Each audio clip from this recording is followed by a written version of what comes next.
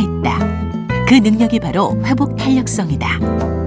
회복 탄력성은 자신에게 닥친 온갖 역경과 어려움을 오히려 도약의 발판으로 삼는 힘을 말한다. 회복 탄력성은 스스로의 노력과 훈련으로 얼마든지 높일 수 있다는데. 연세대 김주환 교수의 행복 커뮤니케이션의 비밀, 긍정의 힘. 안녕하세요. KBS TV 특강 박현선입니다. 행복이나 긍정적인 성향은 유전에 의해서 50%가 결정되지만요. 나머지 50%는 노력과 훈련에 의해서 정해진다고 합니다. 그렇다면 우리가 행복해지기 위해서는 우리 스스로도 많은 노력을 해야겠죠. 오늘 행복 커뮤니케이션 강의를 통해서 행복에 한 걸음 더 다가가실 수 있으면 좋겠습니다. 연세대학교 김주환 교수님의 특강 힘찬 박수로 청해 듣겠습니다.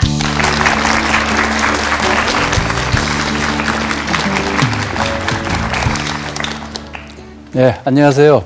오늘도 여러분 만나 뵙게 돼서 반갑습니다. 오늘 강의 주제는요, 우리가 다 원하는 걸 겁니다. 보다 능력 있고 유능하고 똑똑해지는 방법. 그거 배우면 좋겠죠, 그죠? 오늘 그 말씀을 드리고자 합니다. 여러분들이 뭐를 하시든지 간에, 어떤 일이든지 간에 더 높은 능력을 발휘할 수 있는 법에 대해서 말씀을 드리도록 하겠습니다. 흔히 우리가 생각할 때 이제 능력 발휘라는 건 이제 두 가지 정도로 아주 구체적으로 얘기해 보면, 학생들은 공부 잘하는 거고요. 직장인은 일 잘하는 거예요. 그거면 됐죠, 그죠? 예. 공부 잘하고 일 잘하고. 이것을 흔히 생각할 때, 야, 저 사람은 능력 있다, 똑똑하다, 아마 IQ가 좋은가 봐, 지능이 높은가 봐, 이렇게 생각하기 쉬우신데요. 물론 능력과 지능은 관련이 있습니다. 그런데 있는데 어떤 식으로 있느냐면, 아주 지능 IQ 지수로 예컨대 70, 80보다는 IQ 지수 120이 공부 잘해요. 별로 재미없는 얘기죠. IQ 100보다 110이 잘할까? 110보다 120이 잘할까? 120보다 130이 잘할까? 근데 그건 그렇지 않아요. 이렇게 생각하시면 돼요. 그 어느 정도 수준만 되면은 우리는 일을 잘하고 공부를 잘할 수 있습니다. 그 어느 정도 수준이요, 흔히 IQ 105 내지 110입니다. 그 수준이 어느 정도 수준이냐면, 전체적으로 봐서 그저 아무 대학이나 대학 갈 정도의 IQ면 그 다음부터는 그 사람의 능력 발휘는 IQ와 아무 상관이 없습니다. 이건 통계적으로 수십 년 동안 밝혀진 얘기입니다. 그런데 아주 인류 대학 들어간 학생들 사이에서도 능력이 천차만별이죠. 아주 인류 회사, 뽑은 회사 들어간 직원 사이에도 능력이 천차만별이에요. 그건 뭐에 의해서 결정되느냐? 그 능력의 차이는 IQ 아니에요. 그걸 설명드리고자 합니다. 먼저 이 그림을 봐주세요. 이것은 아주 1930년대부터 칼 던커라는 사람이 학자가 만든 문제 해결 능력을 테스트하기 위한 유명한 촛불 문제라는 겁니다. 이 문제에서 제시되는 것은 양초 하나, 보시는 바와 같이 앞정 한 상자, 성냥 한 갑입니다. 이걸 갖고 저 양초에 불을 밝혀서 테이블 위가 아니라 테이블 옆에 벽에 붙여서 불을 켜라 하는 겁니다. 그런데 촛농이 테이블 위로 떨어지지 않게 해라. 유명한 문제니까 이미 답을 알고 계신 분도 있으실 텐데, 처음 이 문제를 접하면은 흔히 우리가 했듯이, 촛농을 이렇게 녹여가지고 붙여야 되는데 그럼 옆으로 이렇게 붙이나? 그럼 안 되죠. 촛농이 이렇게 떨어지고 아마 좀 이따 보면 촛도 떨어질 겁니다.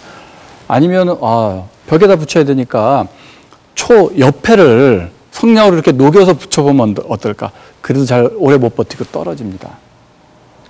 이걸 한 10분 정도 시간을 주고 학생들에게 풀게 합니다. 그럼 푸는 학생이 있고 못 푸는 학생이 있는데, 답을 말씀드리면 답은 이렇습니다. 굉장히 간단하죠. 핵심은 뭐냐면 앞정 상자를 초 받침대로 이용하는 겁니다.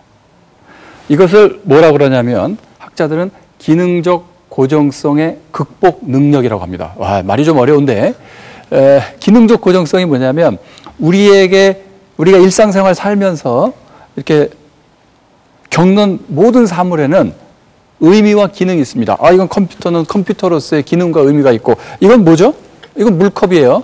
물컵은 물컵으로서의 기능과 의미가 있고, 그런데 일상생활을 살다가 내가 어떤 문제를 닥쳤어요. 그 문제에 닥쳤을 때, 이 문제, 새로운 문제인데 이 문제를 해결하려면 어떻게 해야 됩니까? 내가 갖고 있는 다양한 자원, 다양한 물건, 다양한 사람들에게 내가 주체적으로 의미를 부여해서 새로운 의미를 부여하고 새로운 기능을 만들어내서 말하자면 솔루션을 제공할 수 있는 능력, 그게 문제 해결 능력이에요. 그게 곧 창의성입니다. 흔히 창의성 그러면 뭐 새로운 생각 막 하는 거라고 생각하는데 그거는 상상력이에요. 창의성과는 좀 다릅니다. 창의성은 문제 해결 능력입니다. 그리고 바로 이 촛불 문제 같은 것이 문제 해결 능력을 테스트하는 문제입니다.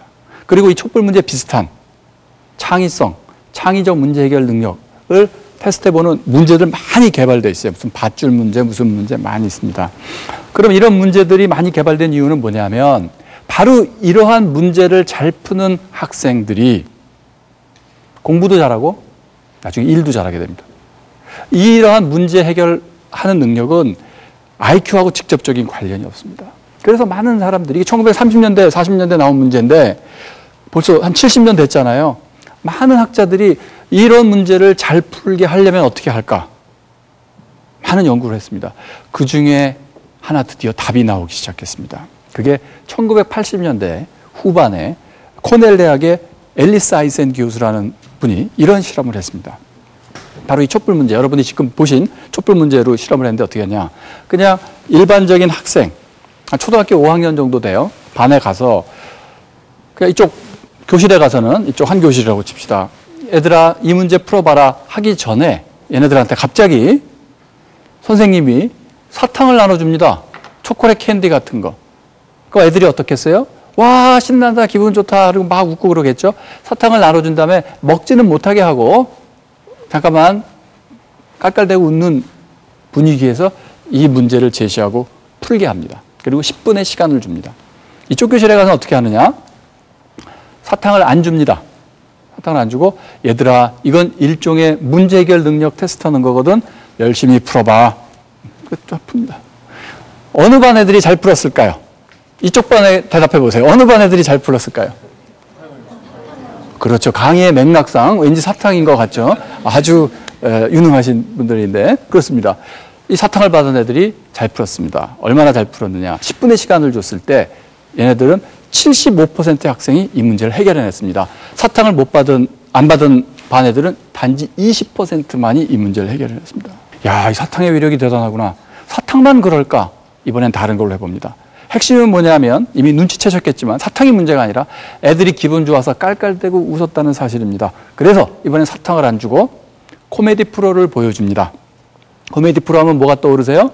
개그 콘서트 같은 거. 네, 개그 콘서트를 5분 정도 보여줍니다. 요 반에 가서 또 다른 반이에요. 가서 개그 콘서트 5분 정도 보여주고 이쪽에는 또 뭔가 보여줘야 되죠. 실험을 하니까. 뭘 보여줘야 되냐?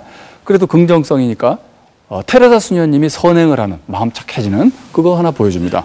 그리고 또 딴 교실에 가서 뭐 보여주느냐? 수학에 이렇게 그래프 있으면 그래프 밑에 면적을 구하는 공식 5분 동안 수학 그걸 보여줍니다. 그리고 나서 코미디 테레사 수녀님 수학 공식 보여주고 나서 촛불 문제를 줍니다. 누가 잘 풀어요? 사탕하고 똑같아요. 코미디 봤던 애들 따라오지 못해요. 그러니까 여러분 혹시 내일이 시험인데 공부 안 된다 그러면 뭐 해요? 뭘 봐야 돼요? 네, 그거 실험 결과 나온 겁니다. 네. 이게 나왔을 때 막 뉴스에도 나오고 그렇잖아요. 그죠? 사람들이 많이 관심을 가졌어요. 잘 나가는 연구예요. 그러면 어떻게 돼요? 시기하죠. 비판을 합니다. 비판의 요지가 뭐냐? 여보쇼. 애들 갖고 장난치지 마세요. 이게 이제 비판의 요지입니다. 애들한테 사탕이나 애들한테 코미디, 애들이니까 그런 효과가 있지. 줬어. 그러면 어른한테도 가봅시다. 그럽니다. 어른도 보통 어른이 아니라 전문 직종에 있는 미국의 헨리 포드 호스피탈이라고 굉장히 큰 병원이 있는데 거기에 내과 의사를 찾아가서 이 문제 해결 능력을 테스트합니다. 내과 의사들이 풀어야 될 문제는 뭐죠? 그렇죠. 진단하는 겁니다. 진단하는 것 중에 가장 어렵고 복잡한 간 질환에 대한 복잡한 가상의 케이스를 만들어 놓고 이걸 정확하게 진단 내리는가 테스트를 합니다. 그런데 이쪽 의사들을 만날 때는요. 같은 병원에 있는 수준 비슷한 의사들이에요. 무작위로. 그런데 이쪽 의사들 만날 때는 의사 선생님 저희 실험에